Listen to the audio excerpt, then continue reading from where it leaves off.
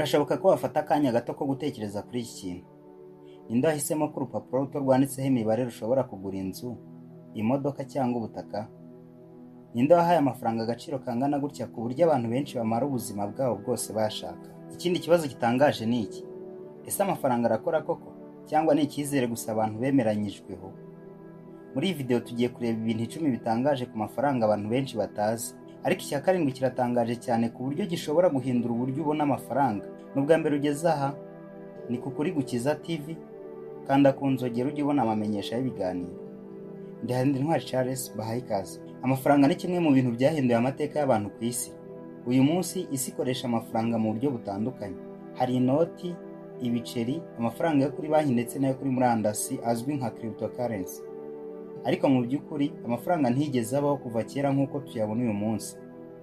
Mu bihe bya kera cyane abantu ntibakoreshaga amafaranga, ahubwo bakoreshaga uburyo bwo guhahirana ibicuruzwa n'ibindi bicuruzwa. Urugero, umuntu washakaga umuceri yashoboraga kugura atanze inyama cyangwa amata. Ariko uko abantu bagendaga biyongera n'ubucuruzi bukaguka, byagaragaye ko ubwo buryo bwari bugoye cyane. Nibwo abantu batangiye gushaka ikintu cyakwemerwa na bose nk'igipimo cy'agaciro. Aho niho amateka y'amafaranga yatangiriye. Dore amateka y'amafaranga mbere y'uko habaho inoti. Mu mateka y'isi, amafaranga ya mbere ntabwo yari inoti cyangwa ibiceri. Mu bihugu bitandukanye abantu bakoreshaga ibintu bitandukanye nk'amafaranga. Hari aho bakoreshaga umunyu, amasaro, ibishishwa byo mu nyanja bizwi nka shells, ndetse n'amatungo. Urugero ruzwi cyane ni ijambo salary mu Cyongereza. Iryo jambo ryaturutse ku ijambo ry'Ikilatini salarium, risobanura amafaranga abakozi bahabwaga kugira ngo bagure umunyu, kuko icyo gihe wari ufite agaciro gakomeye cyane. Nyuma y'igihe ibihugu byinshi byatangiye gukoresha zahabu n'ifeza nk'amafaranga, kuko byari bifite agaciro kandi bitaboraga. Aha niho havuye ibitekerezo byo gukora ibiceri by'ibyuma, byabaye intambwe ikomeye mu mateka y'ubukungu. Uko amabanki yatangiye gukora amafaranga n'ubu. Mu gihe ubucuruzi bwagendaga bwiyongera, abantu benshi batangiye kubona ko gutwara zahabu nyinshi byari biteje akaga.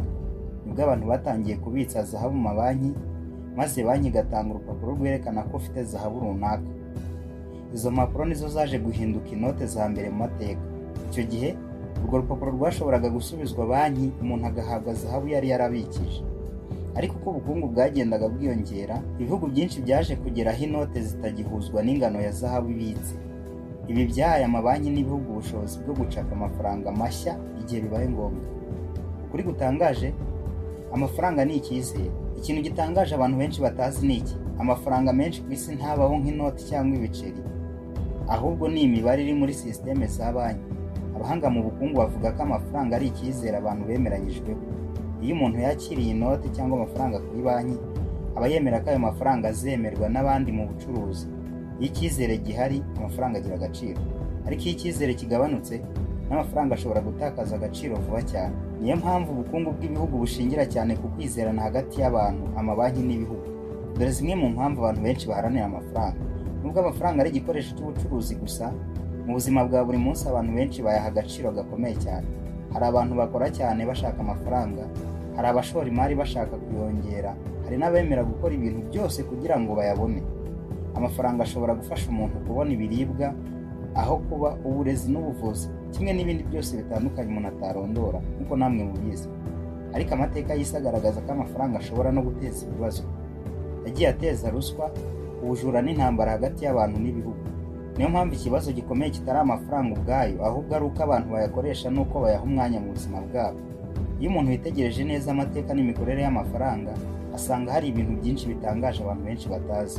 Nubwo dukoresha amafaranga buri munsi, ukuri nuko hari amabanga menshi ajyanye n'uko akora n'uko agira ingaruka ku buzima bw'abantu. Icya mbere muri ibi bintu nuko amafaranga menshi ari ku isi atari inoti cyangwa ibiceri, ahubwo ari imibare iri muri sisiteme za banki.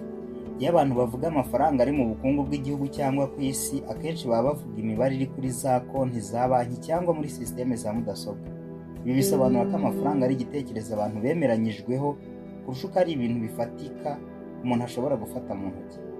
Icya kabiri nuko amafaranga ashobora guhindura amateka y'igihugu cyangwa y'isi. Mu mateka ibihugu byinshi byagiye bihura n'ibibazo bikomeye by'ubukungu bitewe n'uko amafaranga yagabanutse agaciro cyangwa se yacapwe menshi kurusha ibicuruzwa bihari. Iyo bibaye, habaho izamuka ry'ibiciro ryitwa inflation, bigatuma abantu babona ko amafaranga yabo atagifite agaciro nk'ako yari afite mbere. Icya gatatu nuko amafaranga ashobora guhindura imibanire y'abantu. Hari igihe abantu bashobora kuba inshuti nziza cyangwa se umuryango ukomeye, ariko ikibazo cy'amafaranga kikaza kigahindura ibintu byose. Amateka y'abantu agaragaza ko amafaranga ashobora gutuma abantu bagirana amakimbirane, bagatandukana cyangwa bagatakaza ubumwe bari bafitanye. Icya kane ni uko amafaranga ashobora gutuma umuntu agira imbaraga nyinshi mu muryango cyangwa mu gihugu. Mu buzima bwa buri munsi umuntu ufite amafaranga ashobora kubona amahirwe menshi, kubona uburezi, ubuvuzi ndetse n'ijambo rishobora kumvwa mu muryango cyangwa mu muryango mugari. Mbese amafaranga ashobora gutambutsa uyafite aho utayafite atatambuka, ku buryo utayafite ashobora gupfa ariko uyafite we agakomeza akabaho. Aha niho mujya mwumva ngo amafaranga agura ubuzima bw'umuntu. Icya gatanu ni uko amafaranga ashobora gukora nk'igikoresho cyiza cyangwa kibi bitewe n'uko akoreshwa. Hari abantu bayakoresha kugira ngo bafashe abandi, bubake amashuri, ibitaro cyangwa ibikorwa by'ingirakamaro, ariko hari n'abandi bayakoresha mu buryo butuma habaho ruswa, ubujura cyangwa akarengane. Ariko icya karindwi ari nacyo gitangaje cyane ni iki: amafaranga ntashobora guha umuntu ibyishimo by'ukuri n'amahoro y'umutima. Nubwo abantu benshi bamara ubuzima bwabo bashaka kuyabona, amateka n'ubushakashatsi byinshi byerekana ko umuntu ashobora kugira amafaranga menshi ariko agakomeza kubura amahoro n'ibyishimo mu mutima. Mu yandi magambo, amafaranga ashobora kuguha byinshi mu byo ushaka hafi ya byose, ariko iyo bigeze aho utangira kugisha inama y'ikindi cyaguha amahoro, ibyishimo by'uwo mutima n'umutuzo ukeneye, aho nibwo uhita ubona ko kuko amafaranga ubwayo adahagije. Ariko humura, hano ndagufasha kukimenya. Nta kindi cyayaguhesha keretse kwizera ko Yesu ari we mwami wayo. Ndavuga amahoro. Dore uburyo amafaranga ashobora kuyobya abantu. Mu buzima bwa buri munsi amafaranga ashobora kuba umugisha cyangwa se ikibazo gikomeye, umuvumo. Iyo umuntu atangiye gufata amafaranga nk'icyo agomba gushyira imbere ya byose, ashobora kugera aho yirengagiza indangagaciro, umuryango cyangwa ukwemera kwe. Hari abantu batangira ubuzima bafite inzozi zo gukora neza no gufasha abandi, ariko uko bagenda babona amafaranga menshi bagatangira no kubaha agaciro karenze urugero. Ibi bishobora gutuma umuntu atangira gukora ibintu atari gukora mbere: ruswa, uburiganya cyangwa se gufata iby'abandi mu buryo butari bwo. Mu mateka y'isi, amafaranga yagiye aba intandaro y'ibibazo byinshi, kuva mu makimbirane y'abantu kugera ku ntambara hagati y'ibihugu. Iyo amafaranga ahindutse intego nyamukuru y'ubuzima, ashobora gutuma umuntu abura igihe cyo kwita ku muryango, inshuti ndetse no ku buzima bwe bw'umwuka. Ariko ni gute Bibiliya ireba amafaranga? Bibiliya ntivuga ko amafaranga ari mabi ubwayo, ahubwo igaragaza ko amafaranga ari igikoresho, ariko ikibazo kikaba mu buryo umuntu ayitwaramo. Mu rwandiko rwa Pawulo intumwa yandikiye Timoteyo, Bibiliya ivuga ko gukunda amafaranga ari umuzi w'ibibi byinshi. Ibi bisobanura ko ikibazo kitari amafaranga, ahubwo ari ugukunda amafaranga kurusha ibindi byose.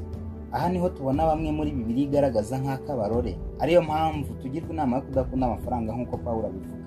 Yuda Isikariyota muri Matayo igice cya 26 umurongo wa 14 kugeza 16. Gihazi mu gitabo cya kabiri cy'Abami igice cya 5. Ananiya na Safira mu Byakozwe n'Intumwa igice cya 5 umurongo wa 1 kugeza kwa 11. Umusore w'umutunzi muri Matayo igice cya 19 umurongo wa 16 kugeza kwa 22, ndetse na Baramu mu Kubara igice cya 22 umurongo wa 24. Abo bitateye ibyorezo byabateye kwiyahura ndetse no gupfa amarabira. Bibiliya kandi igaragaza ko amafaranga ashobora gukoreshwa mu gukora ibyiza. Abantu benshi bavugwa mu mateka ya Bibiliya bakoresheje ubutunzi bwabo mu gufasha abandi, kwakira abashyitsi no gushyigikira umurimo w'Imana. Ariko Bibiliya inibutsa abantu ikintu cy'ingenzi cyane: ko ubuzima bw'umuntu budashingira ku bintu atunze. Nubwo ubutunzi bushobora gufasha mu mibereho ya buri munsi, ntibushobora gusimbura amahoro y'umutima n'ubusabane n'Imana. Ni ubuhe butumwa bwa Kristo ku mafaranga n'ubuzima? Iyo turebye neza amateka y'abantu n'ubuzima bwa buri munsi, tubona ko amafaranga afite uruhare runini mu mibereho yacu. Ashobora kudufasha kubona ibyo dukeneye, gutuma ubuzima bwacu bworoha, ndetse agakoreshwa mu gufasha abandi. Ariko nanone amateka agaragaza ko amafaranga adashobora kuba isoko y'ibyishimo by'ukuri nubwo akoreshwa mu isoko ry'ibyifuzwa cyane. Ubutumwa bw'ingenzi bwa Kristo butwibutsa ko hari ikintu kirenze ubutunzi bw'isi yose. Kristo yigishije ko umuntu ashobora kubona ibintu byinshi ku isi, ariko akabura ikintu cy'ingenzi kurusha ibindi byose: ubugingo n'amahoro y'umutima. Niyo mpamvu inyigisho za Kristo ziduhamagarira gushyira Imana ku mwanya wa mbere, amafaranga akaba igikoresho gusa cyo kudufasha kubaho no gufasha abandi, atari twe tubaye igikoresho cy'amafaranga. Iyo umuntu ashyize ibyiringiro bye mu butunzi gusa, ashobora kubura amahoro. Ubugingo buhoraho bwo buba ikizira kuri we, kuko ntiyabutekereza nk'ibyiringiro, dore ko ntawe ushobora gukeza abami babiri icyarimwe nk'uko Umwami Yesu Kristo yabivuze. Ariko iyo ashyize ibyiringiro bye muri Kristo, ashobora kubona amahoro n'ibyiringiro bitajegajega. Nubwo ibintu byo ku isi byahinduka, aho ubugingo buhoraho umuntu aba bufite kandi atuje. Amafaranga ashobora kuza akagenda, ubukungu bushobora guhinduka, ariko ubutumwa bwa Kristo buhamagarira abantu ikintu kimwe gikomeye: kubaho bafite umutima wicisha bugufi, gukunda abandi no gushaka ubutunzi bw'umwuka burambye kurusha ubutunzi bw'isi. Mwakoze kutwumva. Ndi Harindintwari Charles. Wibuke gukora subscribe.